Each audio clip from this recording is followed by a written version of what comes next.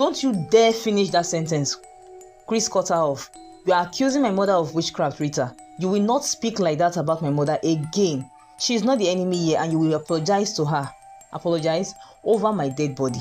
That woman owes me an apology for all the pain she's caused. Chris's voice dropped. You rather believe your pastor than trust the family you married into. You are letting your pastor destroy our home. And you are letting your mother destroy our marriage, Rita snapped. So don't stand there and act like this is all my fault. Marrying Christopher felt like the answer to every quiet prayer Rita had. He loved her so much, looks at her like she was some goddess from his dreams. She also adored everything about him. His family embraced her as one of their own from the very beginning. Chris's parents treated her with kindness. Whenever they are around, their house was filled with laughter. Rita, what exactly did you put in this food? Chris' mom asked with a playful smile. This my son acts like you've bewitched him. Oh. Rita laughed lightly. Mommy, it's just love, oh, she said. That's the magic. Chris reached for her hand, grinning. Mommy, you don't understand. Rita does not need magic. She is the magic. Chris's dad chuckled. This is the same Chris that used to claim nothing could faze him. See how love has turned you into a softie. Daddy, please don't blame me, Chris said with a mock serious tone. You've seen how great of a cook she is, right? The whole table burst into laughter. Chris's mom reached out, taking Rita's hand in her own as they cleaned the dishes in the kitchen. My dear, we are blessed to have you in our family. You and Chris, you two are truly meant for each other. She patted Rita's hand. I pray every day that God's blessing fill your home, my dear. Rita tried to swallow the lump forming in her throat. The absence that filled their hearts whenever anyone spoke of blessings and children. Amen, Rita replied. For now though, she let herself rest in the warmth of her family's love, laughing and sharing stories late into the afternoon. One evening, Rita's phone rang. Seeing her mother's name on the screen, she answered with a warm smile, eager to hear her voice. Rita, my daughter, her mother began gently, few seconds into the conversation. You know it's been over 2 years now. Have you gone to see anyone? Have you and Chris done anything about it? Rita swallowed. Mommy, we've prayed. We are believing God. Her mother's tone softened. Nne, patience is good though, but don't let it make you careless. Do you know what people are saying? What they are whispering about you? Casey, who got married last year, has given birth. Her mother came last week and was gloating about how her daughter is a woman and her husband won't dare cheat on her. Rita cut her off softly. Mommy, my husband loves me. Her mother replied, what I am saying is, I don't want this issue to be the reason Chris considers taking another woman. Men can be tempted, Rita, even the best of them. The words got to her. She tried to brush it off, but she couldn't. After the call ended, she sat there in silence. Could it be true? Would Chris consider finding someone else if she couldn't give him a child? Later that night, Chris noticed a faraway look in her eyes as they lay in bed. His voice laced with concern. Rita, talk to me, what's wrong? She hesitated, but finally she let them spill out. Chris, what if you decide to take another woman? I know you love me, but what if one day that's not enough? He sat up, surprise visible on his face. Rita, how could you even think that? My world begins and ends with you. No one could ever replace you. No one, Rita. Rita felt tears in her eyes. I'm just scared, Chris. I know it may seem selfish, but I can't help it. He wrapped his arms around her. You are not selfish, Rita. You are human. And I need you to believe me when I say this. Nothing and no one can make me stop loving you. He wiped her tears gently. We are in this together. Whatever comes, we'll face it side by side. Despite his assurance, she couldn't shake off the worry. But then, finally one morning, she felt nauseous. Doing a test, she discovered she was pregnant. She told Chris that evening, her heart filled with excitement. His eyes lit up and he swept her into his arms. For weeks, they shared gentle smiles and prayers of gratitude, but one evening, Rita felt the first terrifying cramp. Her heart dropped when she noticed the spotting. She stood in the doorway, her voice shaky. "Chris, something is wrong. There's blood." Chris immediately looked up. "What do you mean? Are you in pain?" "No pain, just spotting. It's not normal," she said, trying to steady her voice. Chris grabbed his car keys and took her to the hospital. At the hospital, they sat tensely in the doctor's office. After a series of tests and an ultrasound, the doctor walked in. "Mr. and Mrs. Chris, I'm afraid you are experiencing a threatened miscarriage." "What does that mean, doctor?" she asked, fear written all over her face. "It means the pregnancy is at risk, but the baby hasn't been lost yet. We'll need to act quickly to manage the bleeding and give the baby the best chance. I'm prescribing some medications to stop the contractions and control the bleeding. You will also need complete bed rest for a while." Rita's voice wavered. "I will do anything, please. I don't want to lose my baby." The doctor sighed. "We'll do everything we can, but it's crucial to prepare for any outcome. For now, let's focus on stabilizing you." Chris nodded, holding Rita's hand tightly. "Do whatever you need to, just help her." They moved quickly. A nurse administered an injection of progesterone to support the pregnancy and reduce contractions, followed by IV fluids. After hours of monitoring, the doctor returned. "The bleeding has slowed, but I'm sorry to say that the pregnancy isn't viable anymore." Rita's breath caught. "What does that mean?" "The pregnancy cannot develop into a fetus," the doctor explained. "So what now? What do we do?" Chris asked.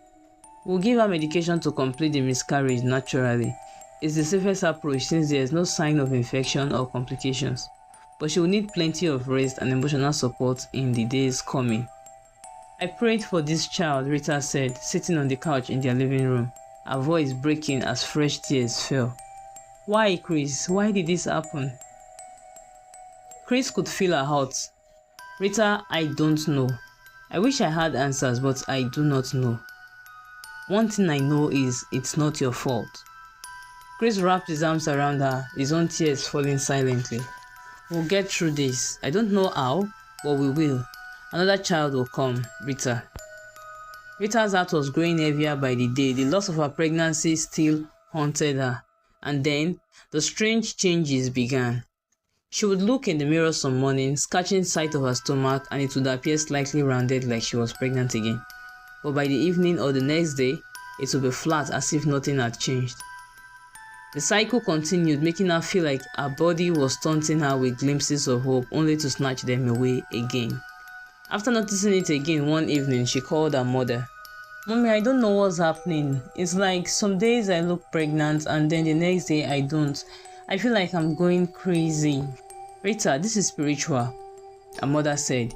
"You need to pray harder. In fact, there is a church you need to start attending. People say that the pastor, Pastor Sam, is very strong. He sees visions. He can see things and understand what's blocking blessings. He has helped a lot of people. You know Chuka, his business hasn't been going properly. That pastor prayed for him, but now his business is booming. Even Gloria found her husband after going to that church." Rita sighed. "Mommy, I don't know. I've been praying. Chris and I have been praying. Plus, is it not the same Chuka whom they said is into fraud?" Her mother cut her off gently. "My dear, there is no harm in trying. You know jealous people will always spread rumors, and this isn't about you alone, it's about your home. If something or someone is causing these issues, you need to find out." Rita frowned. The idea that someone could be responsible for herself made her skin crawl. "I don't know, Mommy." "Just go, Rita. Don't wait until Chris starts thinking of alternatives," her mother said. If things didn't change, how long could she expect Chris to stay loyal? The thought weighed heavily on her, enough that she made up her mind to attend the church. The next few months, she went to Pastor Sam's church regularly, joining the fasting and prayer sessions. She held on to hope, praying that this would be the key to her miracle. One Sunday, as she knelt in prayer, Pastor Sam came over to her, his eyes fixed on her with a piercing gaze. "My sister," he began solemnly, placing his hand on her head. "You have suffered for too long. I can see it. There's a force at work in your life, blocking your blessings." Rita felt anticipation and dread mixing in her chest. "What do you mean, sir?" He closed his eyes as if in deep thought. "The spirit reveals that someone close to you, someone who pretends to care, is causing this suffering. It's a woman, an elder, your mother-in-law." Rita's breath caught. She blinked in shock, her mind racing as she tried to process his words. "My mother-in-law? But she loves me. She's been nothing but supportive." Pastor Sam shook his head. "Sometimes, even the ones who smile the most hold bitterness in their hearts. She may see you as a threat, or perhaps she wants control over her son's life. You need to be cautious, pray harder, and protect yourself." Rita left the church that day feeling both shaken and deeply troubled. The idea that her mother-in-law could be responsible planted seeds of doubt she couldn't ignore. Suddenly, every interaction, every look from her mother-in-law felt different, colored by suspicion. At night, as she and Chris sat together watching TV, he noticed her distant expression. "Rita, you seem distracted. Is everything okay?" She took a deep breath. "Chris, can we talk? There's something I need to tell you." He turned to her. "Of course. What's on your mind?" Rita glanced down. I've been going to church. Pastor Sam, he told me something today that's really bothering me." Chris nodded. "All right, what did he say?" "He said that the reason I can't conceive is because of your mother." Chris stared at her in disbelief. "My mother?" "Rita, that doesn't make any sense. My mother loves you. Why would she do something like that?" "I don't know, Chris," she cried. "But Pastor Sam said she might see me as a threat, or maybe she wants to control you. I don't know what to believe anymore." Chris sighed. "Rita, you can't just believe everything someone says just because a person claims to be a pastor. My mother has never shown anything but love to you, to both of us. To even consider this, it's insulting." Rita's eyes filled with tears. "Chris, I'm not saying it to hurt you. It's just nothing makes sense to me lately." He held her hand. "Rita, I understand what you are going through because I'm going through the same thing. But saying my mother is the cause, that's absurd now. My mother loves you and I love you. We'll get through this together, but not if we start letting fear and suspicion rule our hearts."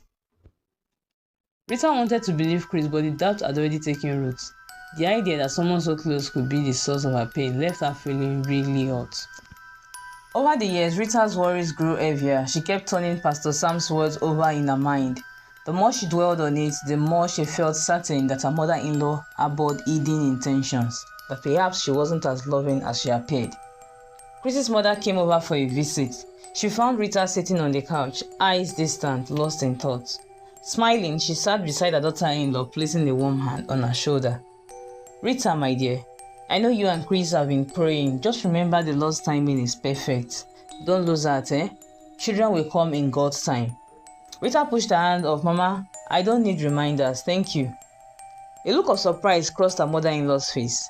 "I'm only trying to encourage you, Rita. We all want the same thing as you and Chris." "Do you?" Rita snapped. "Sometimes I wonder, Mama. I wonder if you are truly happy with me, if you even want me to be a mother." Her mother-in-law's brows furrowed, hurt and confusion mingling in her eyes. "What are you saying, Rita? I have always loved you as my daughter." Rita forced a bitter laugh. "Loved me? Then why can't you let us be?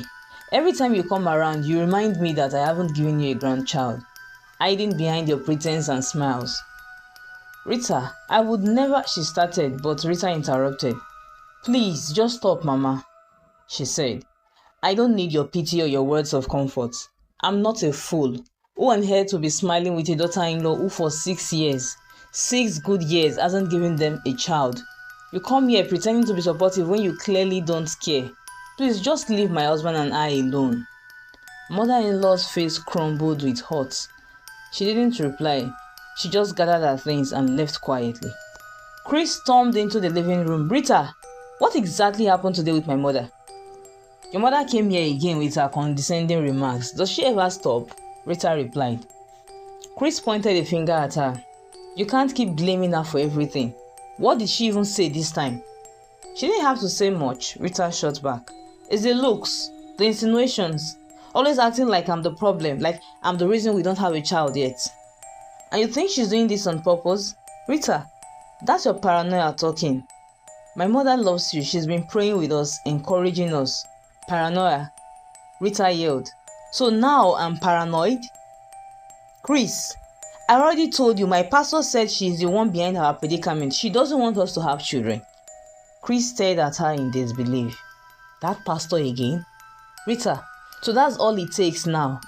A man who doesn't even know my mother tells you this and you held on to these lies. Insult the woman who has done nothing but love and support you. Support me? Rita shot back. Is it support when she comes here and starts making comments about grandchildren? Or when she keeps saying, don't worry, God will do it, as if I'm the problem? Chris, open your eyes for goodness sake. Your mother does not want me here. Chris' fist clenched. Rita, my mother has never done anything against you. You are letting this man fill your head with lies and it's causing chaos in this house. It's not just some man, Chris, Rita fired back. He's a man of God, not a liar, and he sees what you can't see. You are too blinded by your love for your mother to notice what is really happening. Chris's voice echoed through the room. This is just disrespectful. It is madness. Rita replied. You would rather side with your mother, who is the cause of our problems. Well, who knows? Maybe you are even in on it. Maybe the two of you. Don't you dare finish that sentence. Chris cut her off. You are accusing my mother of witchcraft, Rita. You will not speak like that about my mother again. She is not the enemy here and you will apologize to her. Apologize? Over my dead body. That woman owes me an apology for all the pain she's caused. Chris's voice dropped. You rather believe your pastor than trust the family you married into. You are letting your pastor destroy our home. And you are letting your mother destroy our marriage, Rita snapped. So don't stand there and act like this is all my fault. I will not let you drag my mother's name through the mud because of some baseless claims from your pastor. After a while of going back and forth, Chris pulled her close. Rita, Chris said, his voice softer now. If we keep going like this, we'll destroy what's left of this marriage. But I'm begging you, apologize to her. Let's put this behind us. Rita shook her head. I won't apologize for speaking the truth. Chris sighed deeply. Then, I don't know how much more of this I can take. For weeks, they kept having minor issues. Complaints here and there, and the happiness that was once in the home disappeared. Chris slammed the door behind him as he walked into the room one evening. 3 days, Rita. 3 days, no call, no message, nothing. Do you even care how I feel? Or are you completely blind to the fact that you are married? Chris shouted. I went to church, Chris, Rita replied. I needed to pray, to seek direction. Things have been too heavy for me to handle here. You must be out of your damn mind, Rita. You couldn't call or inform me ahead. Chris shot back. You disappeared for 3 days without a word and I'm supposed to be okay because you were in church? Really? Your mother has decided to make my life miserable. She has made it her mission to remind me every chance she gets that I am failing you as a wife. So yes, I was in church. Chris shook his head, laughing bitterly. So it's my mother again. Everything wrong in this house is my mother's fault, Abi? Your so-called pastor has filled your head with nonsense. Don't you dare insult my pastor, Rita shouted. He's the only one who understands what I'm going through. He told me to stay in the church and pray to avoid all the negativity around me. And do you know who that negativity is? It's your mother. Your pastor? A pastor is now dictating your life. The one who tells you to leave your home and abandon your husband without a word. Rita, if you trust him so much, maybe you should just go and marry him. Rita gasped, her eyes wide with disbelief. Chris, what are you saying? I am saying exactly what you heard. Chris backed. If you no longer see me as your husband, if you've decided that your pastor is the one you answer to, then pack your things and go marry him. Because clearly, I don't matter anymore. How can you say that to me, Chris? Just because I'm looking for a solution to our problems? You keep putting a stranger's words above your husband's. Chris shot back. Rita, I've tried. I have tried to be patient with you, to understand, but you've made it impossible. You've pushed me to my limits. Rita wiped her tears angrily. You've never defended me, Chris. Never. All you have done is side with your mother and make me feel like I am the enemy. Maybe I should leave since that's what you want. Chris coughed. You are twisting this as always. But if you want to leave, Rita, don't let me stop you. Go ahead, pack your bags. Maybe that's the only way you'll find whatever peace you're looking for. The room fell silent as they stared at each other. Rita packed her belongings and moved to her father's house. Her mother didn't talk to her for days after she returned, until one afternoon when she asked, Rita, how could you do something so foolish? You left your husband's house? Who does that? Mommy, it was too much. I was suffocating in that house. Chris didn't support me and his mother. Don't even start with that excuse, her mother interrupted. Your mother-in-law? Is that the best you can come up with? You think I didn't have my own share of challenges with your father's family? You think your father and I didn't have fights? Yet I stayed. I stayed because marriage is not a child's play. Mama, you were the one who encouraged me to join that church in the first place. You said it would help me, that prayer would give me peace. Now you are blaming me for doing what the pastor said. Rita, did I tell you to pack your bags and leave your home? Her mother replied angrily. Did I leave your father's house because of one prophet or pastor? Use your head, Rita. Rita's eyes filled with tears. Of all people, she thought her mother would support her decision to leave Chris. As months passed, the guilt of leaving Chris mingled with the memory of her mother's words weighed on her. One afternoon at the market, a familiar face called out to her, Clinton, an old friend from her school days. They hadn't spoken in years. Rita was really surprised she ran into him. Rita? I almost didn't recognize you, he said. They exchanged contacts and grew closer in the months that followed. A year later, they were married in an intimate ceremony with close family and friends surrounding them. Rita was really happy. She became pregnant the same year. But 6 months into her pregnancy, Rita woke up one morning to a sharp pain and noticed blood staining her clothes. With so much fear in her heart, she kept proclaiming, affliction would not rise a second time. She quickly ran to her pastor. Rita, this is a spiritual attack. The enemy does not want you to bring this child into the world. You must fast and pray. 30 days of focused prayer and fasting. Pastor Sam asked her to buy 2 bottles of return to sender oil from the church store. Rub it on your stomach every morning and night. This is the only way to protect your baby, Pastor Sam instructed after 30 minutes of praying and anointing. From that day, Rita threw herself into fasting, pushing through hunger and weakness, praying with desperation. But she couldn't understand why her body felt weaker and the bleeding continued. 1 week later, an old friend visited. Rita heard a knock on her door. She opened it to find a familiar face standing before her, smiling in excitement. Janet? Rita gasped. Yes, it's me, Janet laughed, stepping forward to embrace her friend. Rita, I can't believe I'm finally here with you. I'm so sorry for disappearing all these years. I lost your contact after moving to the US and I couldn't reach you.